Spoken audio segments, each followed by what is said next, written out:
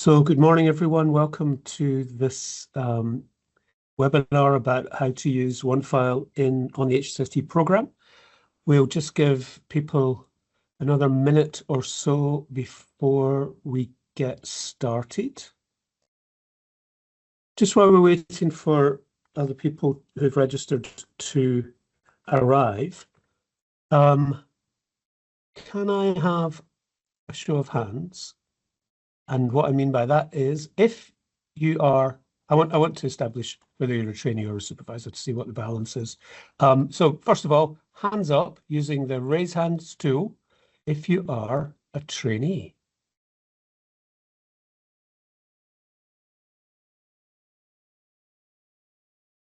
I think that's all of you. Okie dokie. Oh, perhaps not. Okay, hands down, please.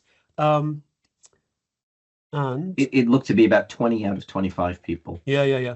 So if you were a trainee and had hands up, please put them down. Thanks, Alex. And therefore, same question. If you are an HSST supervisor, please can you put your hand up? I want to see how many we have in the meeting today. Sharon, you're the lone supervisor at the minute, but that's fine.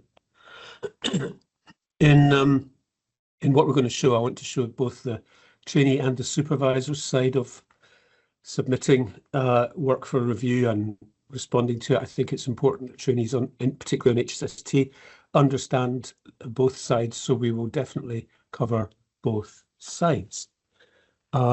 So I think numbers have piled up a bit more, so let's get cracking. So good morning, everyone. Oh no, hang on, before we get cracking, we should hit record. 1 second. Great, record. That's fine, it's already recording. It is recording, great. Okay, and when we record, the edit will start now. So good morning, everyone. Welcome to this webinar about how to use OneFile, the OneFile ePortfolio on the HSST program. And we're targeting both trainees and supervisors today so that we can see both sides of the kind of core work that you have to do.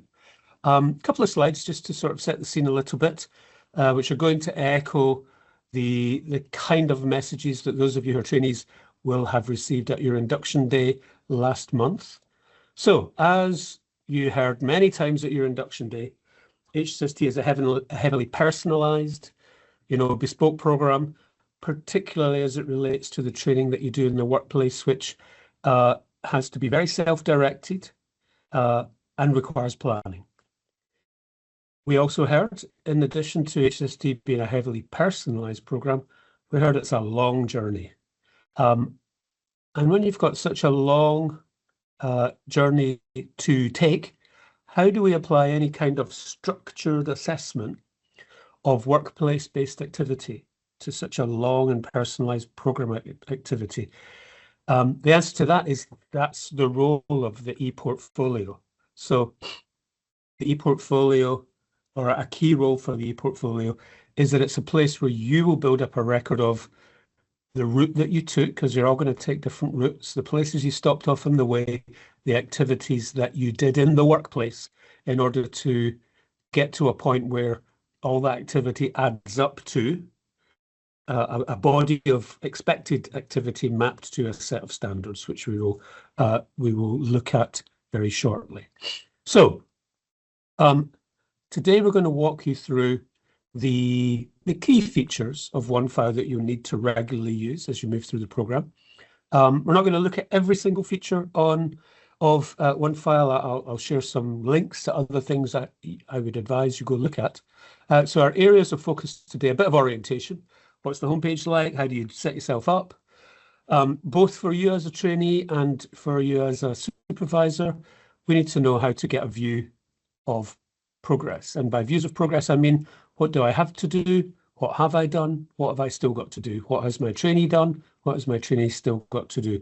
OneFile can help with that and therefore feed into those very personalized planning conversations and activities that you will engage in. So views of progress is key.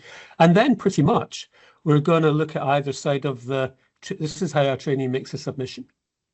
And this is how a supervisor responds to a submission, because 95%, if not 99% of what you do in OneFile is making submissions and responding to submissions. Submission is the kind of term we use in OneFile for that submission of evidence mapped to a standard that a supervisor then needs to review and agree about its quality and sign it off. So those are our key areas of focus today. Let's jump straight into OneFile then.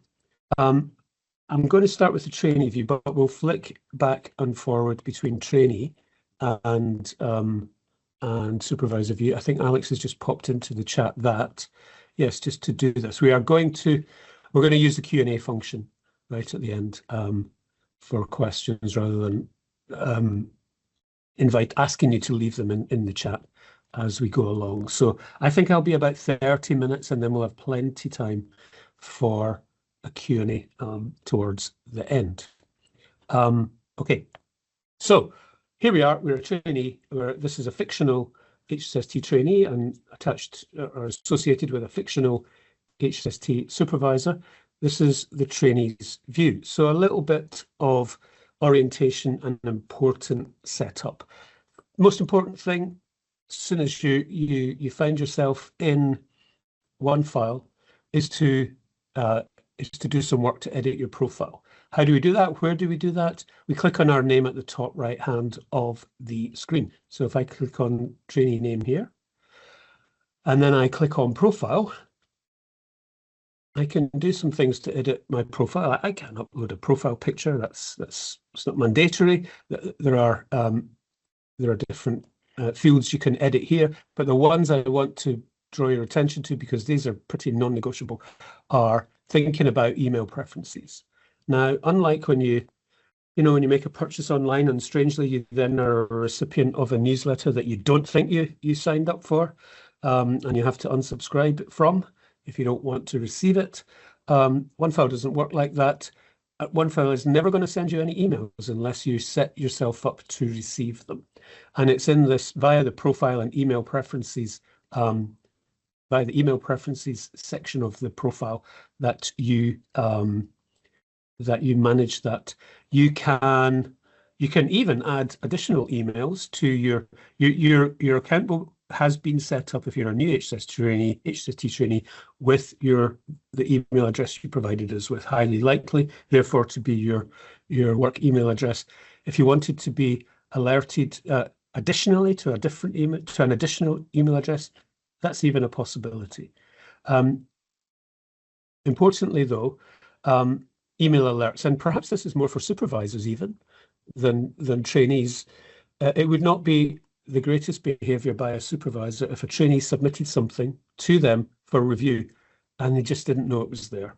So it's good to be alerted, but you're not going to be alerted unless you set them up. And what you can see in front of you here is that you can sign up to receive an ad hoc alert. In other words, anytime there's something happens that I should know about, my trainee has submitted this, my trainee has provided feedback on that, my supervisor has provided feedback on this has been signed off. If you want to be alerted to anything that's specific to you, ad hoc alerts, as soon as they happen, will be sent. Or you may even elect to not receive ad hoc alerts. You might just say, well, just create a digest for me, and I only want them, and in this case here, Monday, Wednesday, Friday, roll up into 3 digests, anything that's happened in the previous days. I'm only showing you these examples as possibilities, but none of these things are ticked until you have made selections there. So have a good think about how you want to be alerted within OneFile, and on one of your earliest visits, make your decisions there. So that part of your profile is critical. I'll go back to the home page just for another little bit of orientation. We'll flip to the supervisor view in just a second. I guess for both supervisor and trainee, key elements of the homepage that are common to both, these little icons at the top, tasks and messages, which similarly exist, the same take you to the same place, tasks and messages over on the left-hand side. Those alerts that you will get via email also sit within the system. So the tasks that you've been set as a supervisor, review this. As a trainee, here's a task you've been set. Here's a message. Here's some feedback you've received. It also sits within the system. So tasks and messages up the top here. In both cases, whether you're a trainee or a supervisor, there's a very, and we'll look at these shortly, there's a very evident, obvious indicator of progress, whether it's this kind of speedometer type or some bar charts that you see on the supervisor view. But progress with a percentage is pretty much at the center of the view in both cases. I'll just very quickly flip to a supervisor view. This takes me via a back door via which I can see other accounts. So bear with me while I just pick up a supervisor view here. There we go. So the supervisor view, not massively dissimilar. Supervisor has a profile, supervisor has tasks, supervisor has messages. We're going to look at one of these tasks. In fact, here's one here. Supervisor has been sent a submission, which the trainee has entitled Service Review and Improvement Project 2025. That is a body of evidence that the supervisor is being asked to go and review. Please sign submission is OneFile speak, really, not the clearest use of language for go look at what's been sent and assess it, decide whether to sign it off. So supervisors and trainees, similar up the top here, profiles, tasks, messages. You can see tasks, messages on the other side of the screen in that left-hand menu. And if you're a supervisor, you may be a supervisor of more than one trainee, and as this one, this supervisor also has a trainee on the echocardiography PG Cert program. But there's some key stuff about the trainee, and we'll come to the supervisor's use of this trainee dashboard very shortly. Often when you first use OneFile, this is true of both trainees and supervisors, some things might be hidden. You know, for example, there's a lot of open, close, expand, contract goes on in OneFile, and it remembers your last selection. Trainee dashboard is often contracted initially within OneFile for supervisors. So open it up, because the various links in this row here for this HSST trainee are pretty critical, and we will go to them shortly. I'm going to jump back to the trainee view. Just go back to Isabel's view. There's Isabel here. So that's just the briefest of orientation about some elements of OneFile, in particular email alerts and key elements on the respective landing pages. I want to move to that second area that I said we would cover, which is views of progress. Absolutely key in a program this long with this much to do. What have I done, or what has my trainee done? What have they still to do? So we'll take the trainee view, and then we'll show how it's actually replicated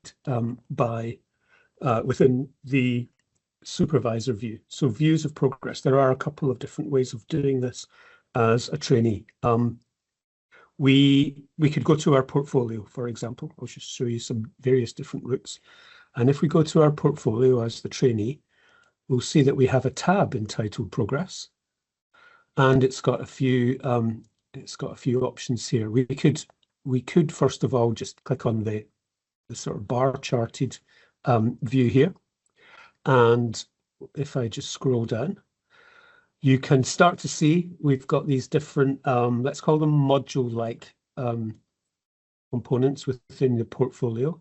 And for now, let's just focus on the fact that the 5 domains of the higher specialist scientist standards of proficiency are central to the HSST portfolio. And we can see that against domain 2, which is scientific practice, this particular trainee, you can see marked in this column, has done 33% of what they need to do. What they need to do will become evident very shortly. Anytime you see a bar chart in OneFile, it's often very clickable and it shows you what sits behind that data. So how are they doing? In domain 2, those of you that are well versed in the standards of proficiency know that there are, within domains, there are standards. So if I click on domain 2 and just scroll down a little bit, you can see the 3 different standards where the trainee has made some progress in their portfolio, leading scientific services. So if I just click on that, I can then now get to a view of this particular standard. And this particular standard contains 5 items, shall we call them, or I like to think of them as standards. Each of them is a kind of standard. And now we're starting to see that what the HSST ePortfolio asks you to do, or requires you to do, is create evidence, generate evidence, write up evidence of activity that you have conducted in the workplace and map it to the various items. There are, I think, 63 across the 12 standards, across 5 domains, 12 standards. It's more than 12, isn't it? 63 across the 5 domains, individual items or standards like these 5 here. And you saw percentages earlier on. What does 100% mean? 100% means that you have something mapped against these that your supervisor has said is sufficient. And what we see here in this particular standard is that this trainee, the green box here with the C, it's completed. This trainee has made a submission. The submission is, you can actually go and look at it by clicking on this little box. We'll do some of that shortly. The trainee has made a submission. It has been signed off. It has turned green. That one, tick, done. There's one where nothing, N, no, nothing submitted against 5.4. Hence it's red, work still to be done. P means pending. Pending could be that the trainee is working up a submission, that is still in draft, or pending could even mean, and which is true in this case, that the supervisor has been sent a submission that they are to sign off. So it's awaiting assessment and sign off. So we drilled down from the portfolio via the progress tab, which we'll go back and look at, and we could start to see what has been done, what has not been done within these kind of unit-like structures, each of which is a part of the standards of proficiency. So I'm going to go back to Isabel's portfolio again, and I'm just going to scroll down to show another view of progress. So I'm going to click on progress again, and now look at perhaps it's worth saying, sorry, if I go to home, that this progress speedometer type thing would also have taken us into that kind of bar charted view of progress. But back to portfolio, back down to scroll to progress, and I'd like to show you the gap analysis view of progress. I'll click on gap analysis. There's nothing in the view just yet. I need to click show. I will click show all first of all and click apply. And before we even begin to scroll down, one thing to say about this view is that effectively it's a single page view of everything. Let's just put it that way to begin with before we start to dig into the details. It's got all of the units or module-like structures expanded. I'm just going to collapse them so I can say a few things about them. So there we go. In one screen, we can see all of the various kind of components of the portfolio. The critical ones, as I've already said, are the 5 domains. So the 100% that you need to get to complete HSST means having evidence that maps to all of the standards in these 5 domains. Those are the things that count towards progress. These other module-like structures do not count towards progress, but I will very briefly describe them. We've basically created a place for you to upload, should you wish to, any multiple source feedback reports that you wish to do over the course of the program. On your homepage in OneFile, you'll see a link to a system called Clarity. Clarity is a multi-source feedback system. On HSST, there's no requirement. It's not mandatory for you to use it, but you have it available to you as a tool. And we do know that it is used by HSST trainees as something to help with planning and reviews of progress and conversations with supervisors. And we've created a place where you can have, should you wish to have done, taken advantage of that service that we provide, you can upload them and share them with supervisors here. There's another unit called the HSST iApps Showcase. This is for non-life sciences trainees only. This is something that's, if you're a new trainee, very far away into the future, but if you're not doing the FRC path examinations as effectively your exit assessments from the program, you will do the IAPS, the Independent Assessment of Professional Skills. And in order to prepare to be ready to do an IAPS, the IAPS involves you, and I won't take it, we're not going to go into the details of this, it's years ahead of you, but you have to make 5 fresh submissions, 1 for each of the domains, which effectively showcase your best piece of evidence in that domain. Not all of your evidence, but your best piece of evidence against that domain. It's probably already sitting somewhere else in your portfolio by this stage, but you're selecting one and saying something about it, and your IAPS examiners will query you about it. And we've created this other, and again, unit that doesn't count towards overall progress as a place, should you wish to use to keep subsequent initial and then subsequent versions of your training plan.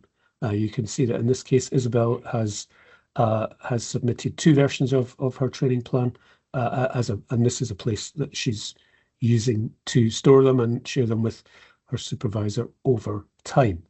But really, the key stuff is in these domains. I might just now expand all so we can see how this trainee is doing. And now we can, I'm going to scroll quite quickly down the page. Come on, get out of the way. Scroll quite quickly down the page, and we start to see the various standards from the standards of proficiency. We start to see what the trainee has done against each of these, and we can land up again, actually, looking at the one that we got to via the other view, domain 2, scientific practice, where this trainee has got a few pending, one done, one standard signed off, nothing mapped against the other one. But where the gap analysis view gains its value over time, if I scroll back up to the top, is, I guess it's implicit in the title, gap analysis. It can start to show us what I've not done as much as what I have done.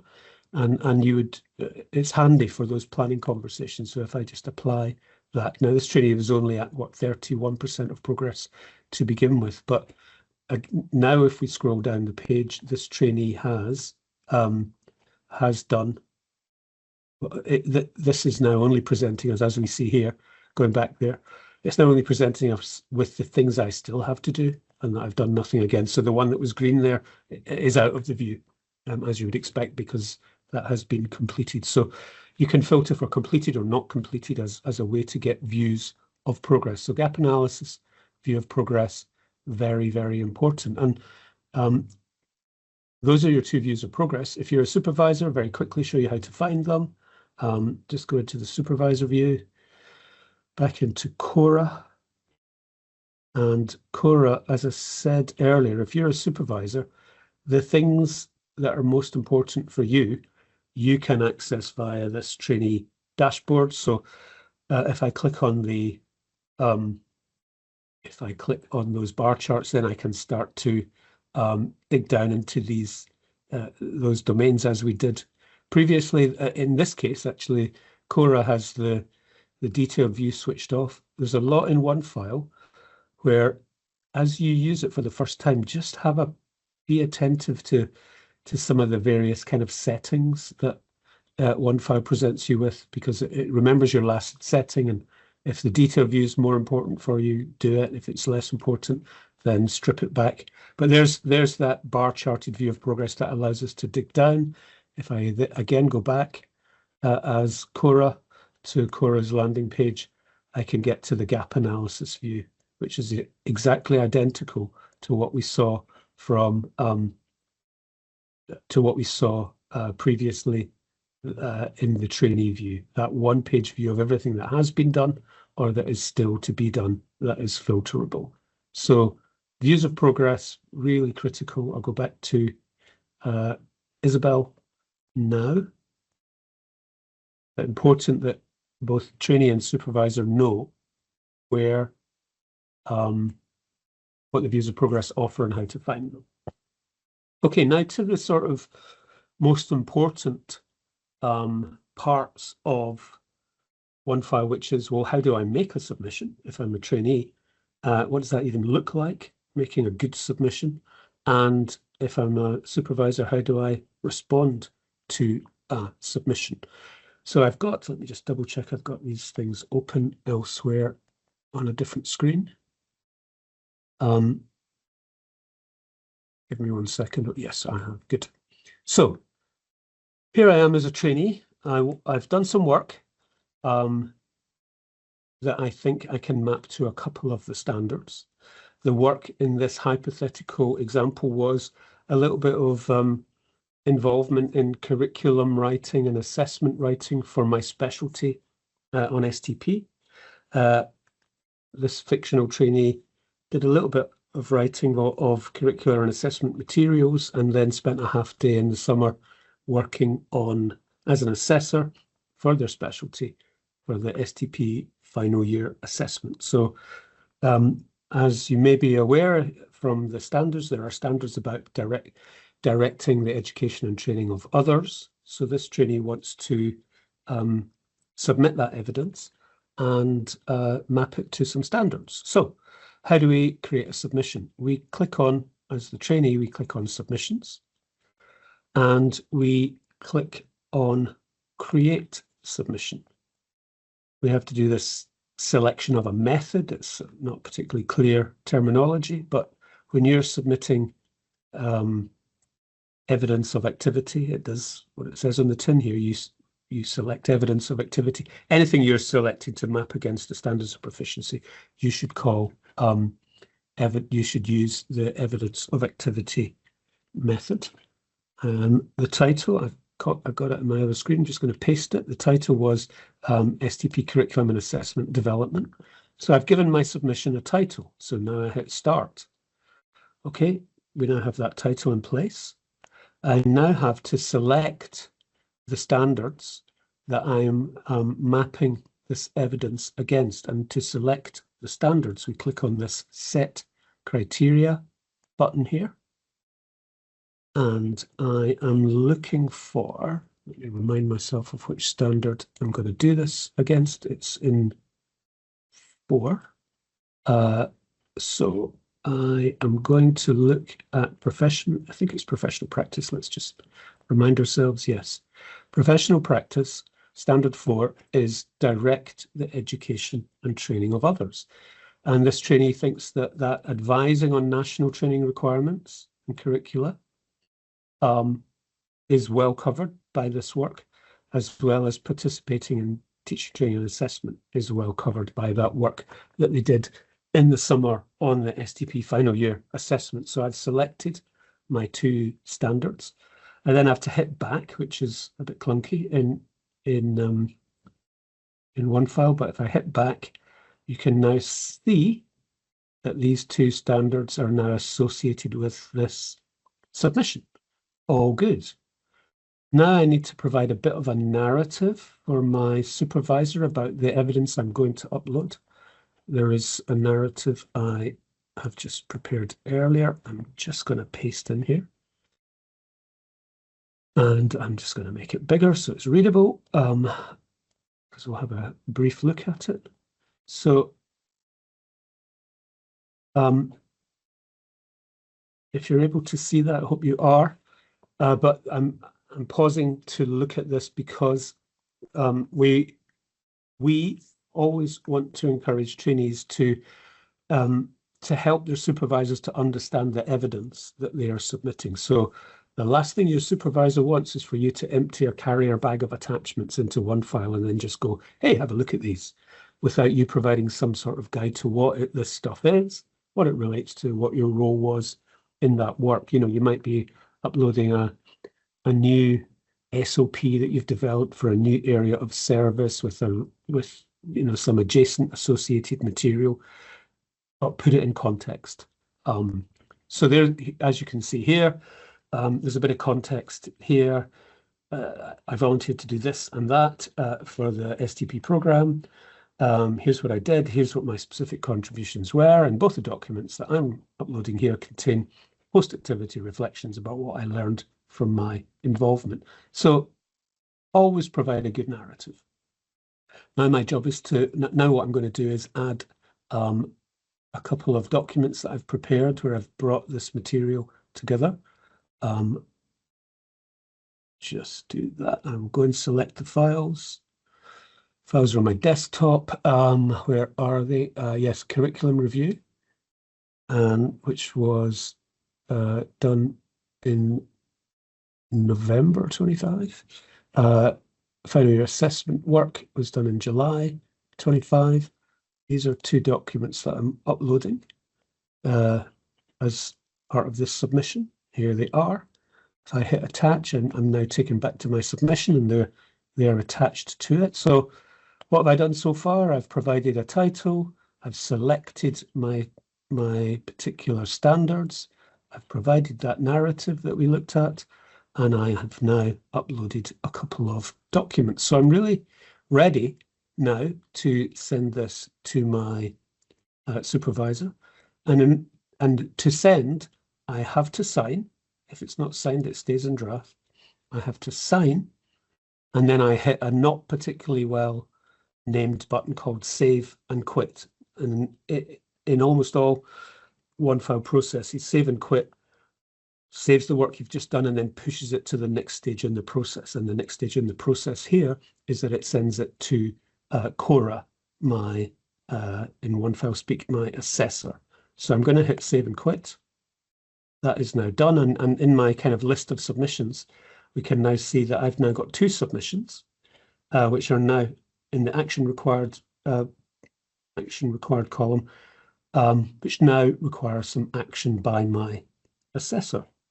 So that is how we create a submission. If my assessor has done what I said right at the start and has signed up for email alerts, the action required by them will be requested of them in their email alert, but it will also sit as a task in OneFile. So let's go to look at let's go to look at Cora's view.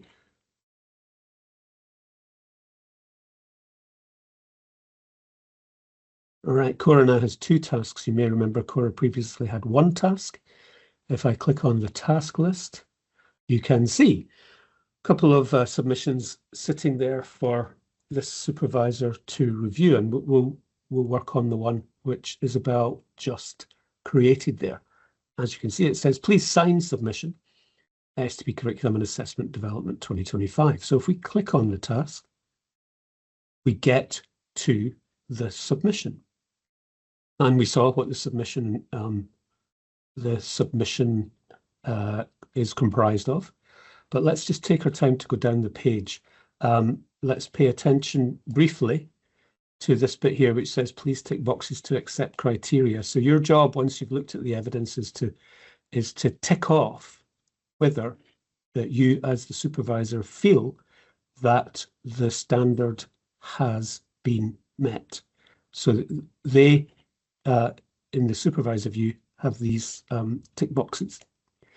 There's that narrative we saw. There's those two attachments. So let's so the key role of the supervisor is obviously to download these attachments and to to review them and then provide an assessment of them and some feedback. So how does that work in OneFile? A couple of things to say before I look at the different options. The different options available to a supervisor. If there's a lot of writing in this free text box, you can actually annotate it. All I do is I highlight and release, and then I can annotate, and then I can insert a comment. I'll just write that for brevity. Here, I also can provide textual feedback here. Let's just grab some dummy. Oh, hang on a second. Let's just grab some a bit of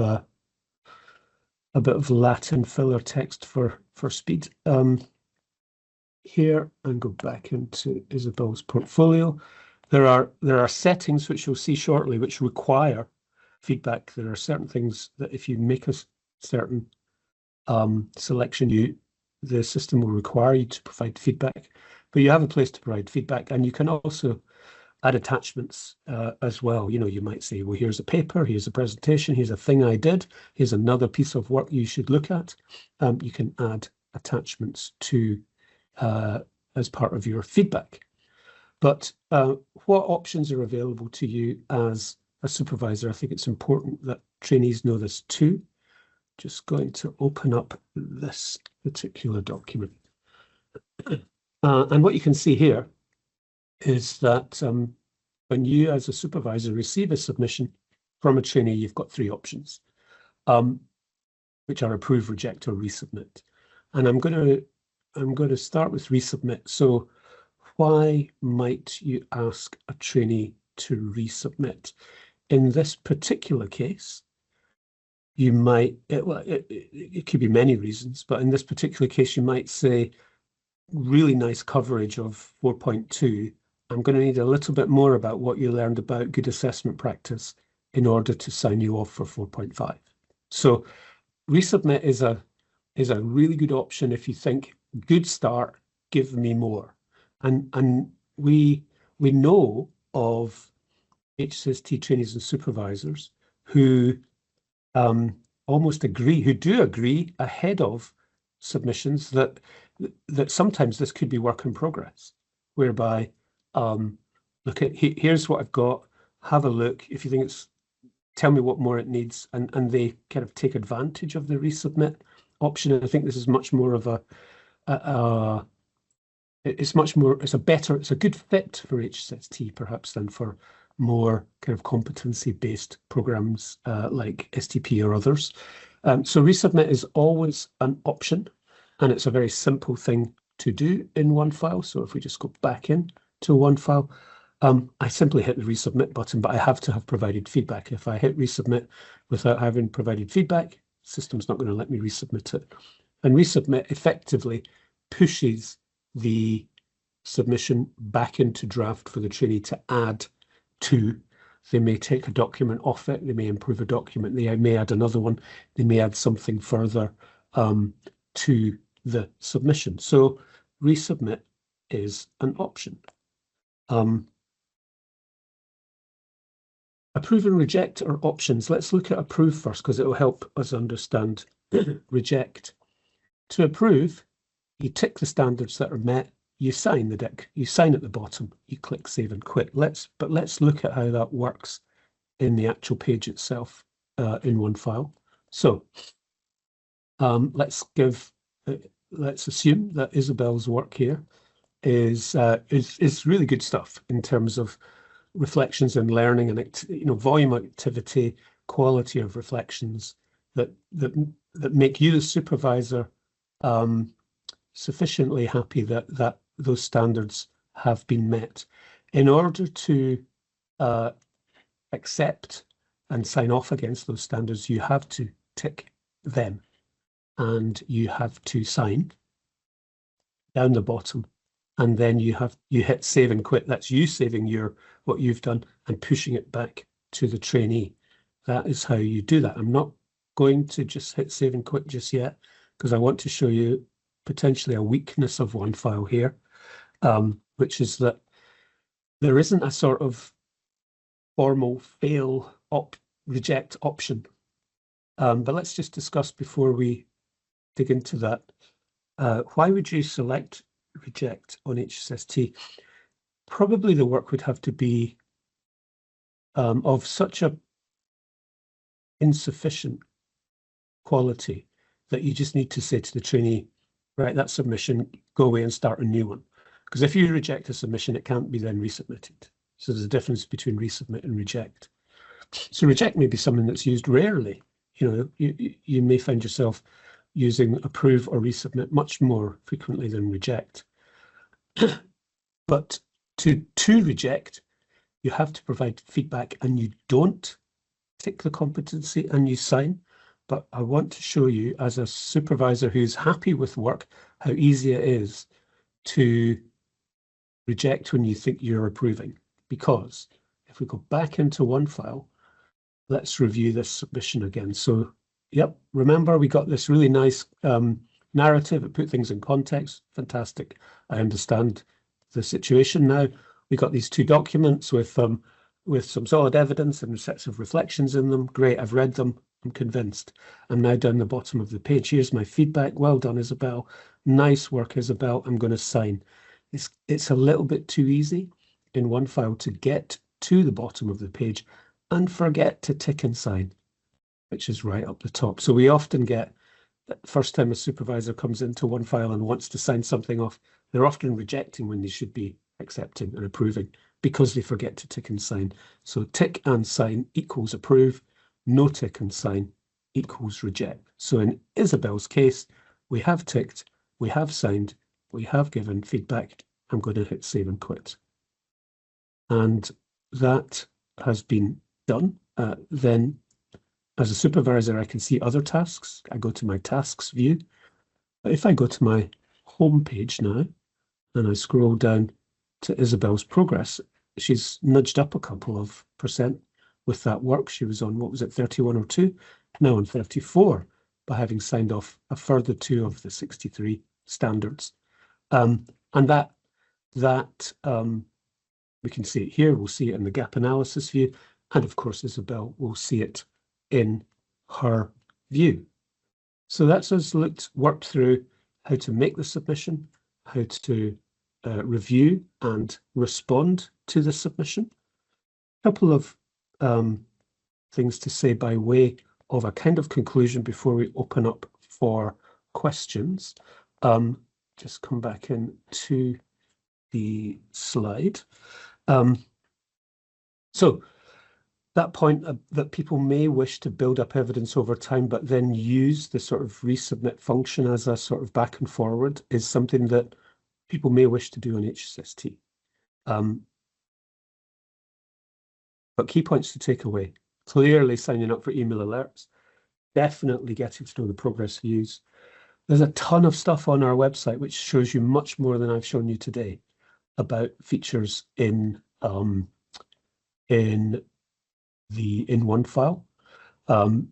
Things like how to conduct review meetings. I'm going to post some links into the chat shortly. But you can, how to use Turnitin. I'll say a few things about that in a second.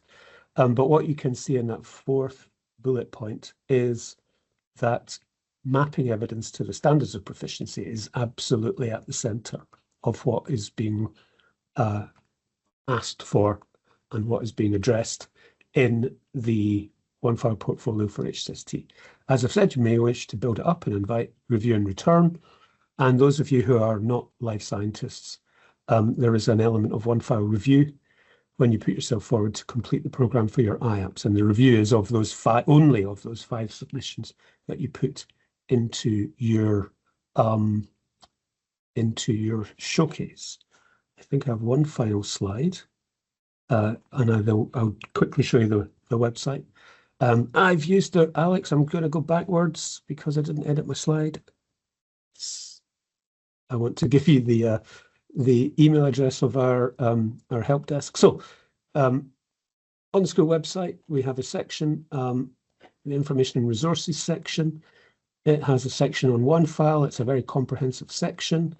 As you can see within it, we've got a page of how-to guidance documents and videos for supervisors, the same for trainees. We also have guidance about how to use Turnitin. I'll say just a few brief points about that in a second. And a few allied resources about things like protecting sensitive information. So lots of guidance. If we just looked at the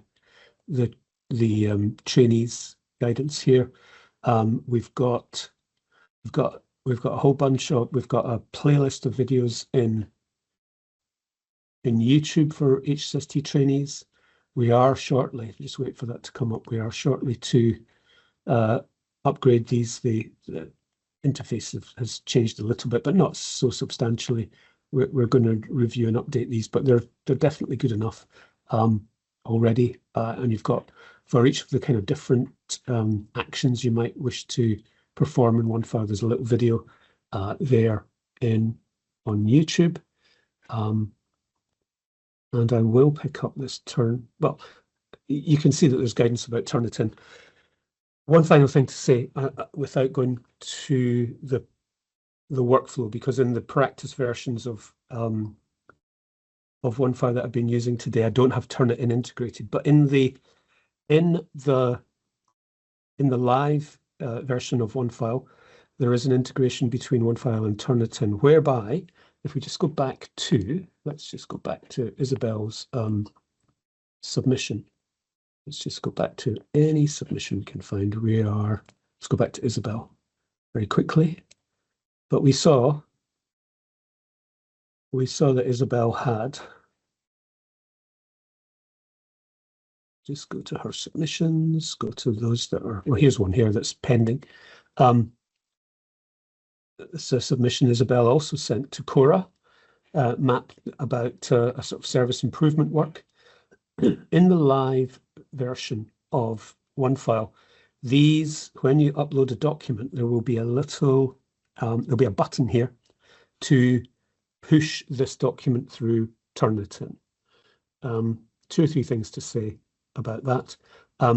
Were you to be using OneFile in that way that we know some HSST trainees do for back and forward before really finalizing the submission, don't push things through Turnitin until it's kind of it's your final version. Second of all, once you've pushed, you would click the button for each of your documents, and then you get 2 scores. You get a similarity score, and you get an AI writing score. Actually, in HSST, there's quite a common experience, which is really not a problem, of a similarity score being huge, because actually it's quite acceptable for you as an HSST to submit against the standards of proficiency some work you may already have submitted at the university. So, for example, in connection to some research work you may have done as part of your DCLIN-SCI. And if you upload a summary of it, or elements from that work, some assets from that work as evidence in OneFile, you probably already have submitted the stuff in the university. So OneFile will say, oh, I've seen this somewhere else before. It's really not a problem. You just just put it in your free text evidence box, a little explanation of why there's a similarity score of 95% for something that you've just uploaded. It's because you already uploaded it to the university. I'm going to stop there. I will keep my screen shared, but Alex, who knows OneFile so much better than me, is sitting also here and is going to open up the Q&A function. So let me go over to it and then push questions live that we will then address. So we've already got a few questions that have come in during the presentation. Great. I mean, if there are any more, please feel free to go to the question and answer section up in the call, yeah, and pop your questions in. So I think the first question to come in. Oh, I need to look was, at published, don't I? Yes, sorry. Yes. What would you suggest is the best way of uploading evidence that you want your supervisor to review and provide feedback, but you don't yet want them to sign off complete as you aim to upload more evidence in the future? And you've probably covered this already, I think. But yeah, so it's a good question, Harry, because if we're going to say that this, what you might use OneFile for that, so then first of all, I would say in terms of best way, make sure there's a discussion going on between you and your supervisor so that you agree a way of working, and you're agreeing whether or not to use OneFile as a review and feedback space or tool. So the best way is to, you'll still create your submission and you will simply be asking for feedback. And the feedback can come from your assessor, and they're particularly if it's formative and you're looking and you already think you need to provide more and they agree with that, then they would simply use the resubmit function. So it's kind of an agreement between you and your supervisor that I think I've got a body of work here. And one thing I haven't said about HSST work, the two examples I've shown you were very clean in that the work mapped to standards in a single domain. One thing we see often, and it's not problematic in HSST, is that some of the kind of work that you do in HSST is likely to map to multiple standards in different domains, and that's absolutely perfectly acceptable. So you may be mapping, a piece of work to 2, 3, 4, 5 standards split across different domains. That's all fine. But really, I think, Harry, it's only do it when you've got it to a point that you would appreciate feedback. Do it in full, so that there's full knowledge of the fact that this is a sort of work in progress rather than a final submission. And don't put it through turn it in until you feel it's a final submission. And then, as you saw from the supervisor side, they have the tools to submit feedback, attach documents, and that, the feedback box you saw from the supervisor, when that comes back to you as the trainee, you yourself have a feedback box, so you can conduct a kind of, you can conduct a back and forward of comments in the submission before a final version is pushed. I hope that answers your question, Harry. I'll just archive that one, Alex. Shall I take Harriet's? Harriet's are the witness. Other people we may wish to sign off standards. No, not really. There is you'll bump into this role in OneFile about witnesses. If there are other people, as there are likely to be in your workplace, that you might want to review particular submissions, then we need to get them added to your portfolio. So actually, I think I can, because I'm showing you Isabel's, if I go to portfolio and I go to, if I come down the page to forms, the particular form isn't in this dummy account, but there's a form in here to request that another person is added to your portfolio.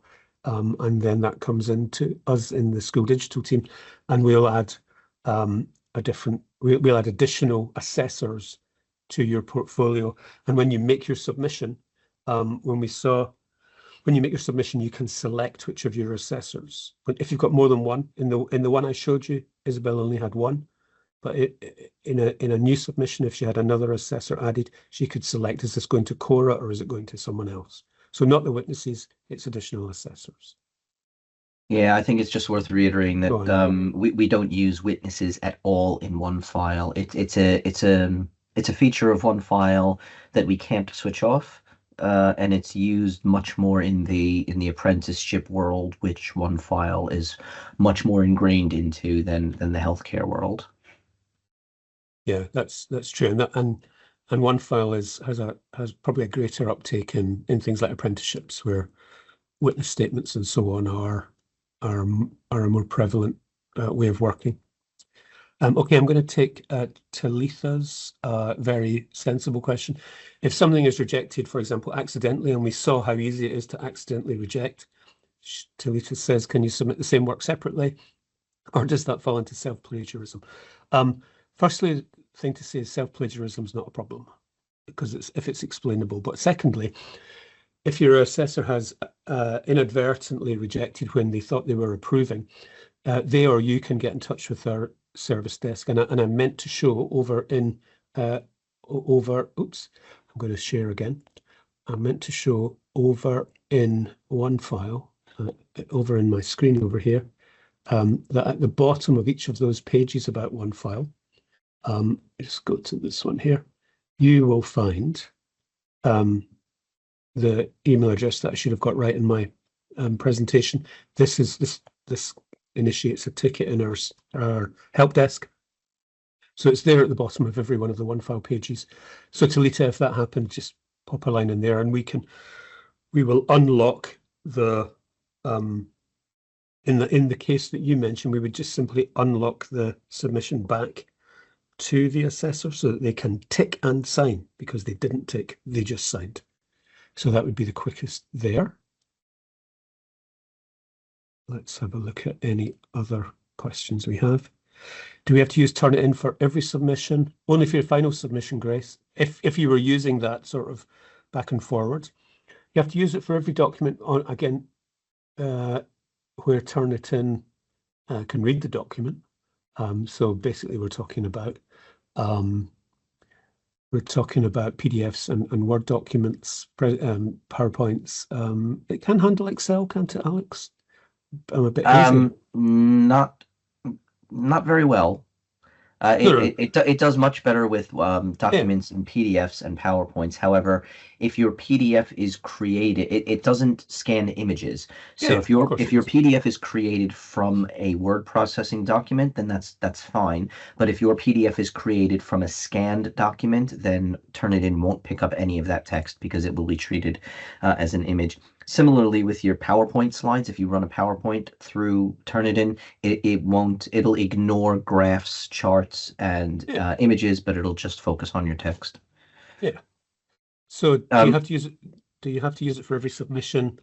The answer is only when it's your final version. So that Talita's question was about self-plagiarism. Were you to be doing back and forward and sort of uploading fresh versions of documents that OneFile's already seen, but you put it through Turnitin earlier? Yes, you'll get a high similarity score, but you're not kicked off the program for a high similarity score. It's explainable. No, you don't have to use it for every submission, only for final submissions. I hope, Grace, that answers your question. What else do we have? Rob, let me see. Can feedback be contained within an uploaded piece of evidence? E.g., then in the feedback session of one, it could. Well, if this is feedback from assessor, yes, of course it could, because if you if we remember the workflow, Isabel attached two documents. I think your question, Rob, is the feedback could be placed on the documents, and then you just, like you say, you kind of answer your own question, I think, here, where you're saying, yeah, there's where your feedback is. Absolutely, of course. So can I just clarify that, Stuart, please? So when somebody uploads a document to OneFile, it's treated as a static file. So if an assessor was to then review that file, it would be downloaded to their computer. It's the only way to review it, yeah. Yeah, and then opened up on their computer. So if they were to annotate with feedback within that actual Word document itself, that feedback would not get saved. No. It would not get saved to the document that you are storing in OneFile. Sure. Your assessor could reattach that file in their feedback. When they provide their feedback, they could reattach that file, and you could, yes, then replace that file with the one that you've got in OneFile before. But I wouldn't necessarily suggest doing that. But I think the answer really to take away is that the file you upload to OneFile, it's a static file. So any changes that are made are contained within their own file. Yeah, and as an assessor, but also as an assessor, there's nothing wrong with downloading and annotating and then attaching in the feedback section and then saying, go look at my annotations in the thing I've attached. So yeah, you're not working on like a shared SharePoint type document in this scenario. But it's a good question. Thank you for that, Rob. Rebecca asked for the contact email. It's been sat on the screen now for a good few minutes. I hope that, and in fact, Alex has provided it, so we'll move that question out of the way. Kmar, you said option for more than one supervisor to assess my activities. We have answered that really, which is request an additional assessor to be added. There's a form for it in OneFile. It's perfectly normal. It's not abnormal. In fact, it's typical that you will have you find yourself in a situation where a supervisor may not have A, the time, or B, even the kind of professional competence in the area that you're working in, or the knowledge or background, but you therefore feel that there's another senior person is better placed. So yeah, get them added to your portfolio, fill in the form. What else do we have? How come my supervisor is not listed in my submission team? I'm going to pass that one to Alex. Yeah. Maybe because we don't know who they are yet. But yeah. So if you filled in the registration form, which if you have your OneFile account, then you will have presumably provided us with your registration information. We will have checked your training officer's email address that you provided to us against our existing list of OneFile users, and if they exist in OneFile, we will have simply added them to your added your portfolio to their account. If they didn't exist in OneFile, we will have contacted them and created them a new OneFile account. However, as Stuart's showing you on the screen, there's that area called the submission team. So if your training officer is not listed as your primary assessor, somebody should be listed as your primary assessor, and that will invariably be the person that you indicated is your workplace training officer. So if it's anything other than what you're expecting to see, then get in touch with us at the service desk on that email address that Stuart pointed to earlier, and whatever the issue is, we can look into it and fix it. Great, thanks for that, Alex. Any further questions? There's a few in review, not published yet. The ones that are in review were sort of duplicate questions that have been covered already. Okay, so we said we'd aim to finish at 12. We've gone over a few minutes. I hope that's helpful as a bit of orientation and a bit of clarity about how to proceed. Thank you, all of you, for turning up today. If there's a final question, it's publish it now or later get in touch with our help desk. Not seeing any coming in, so I think it remains to say thanks ever so much for your time today. I hope you found that useful enough, and all the very best. You're at the start of, as we saw at the start, a very long journey. Lots of different places to go on that journey. OneFile will have our role at different points, and I hope this at least gets you going.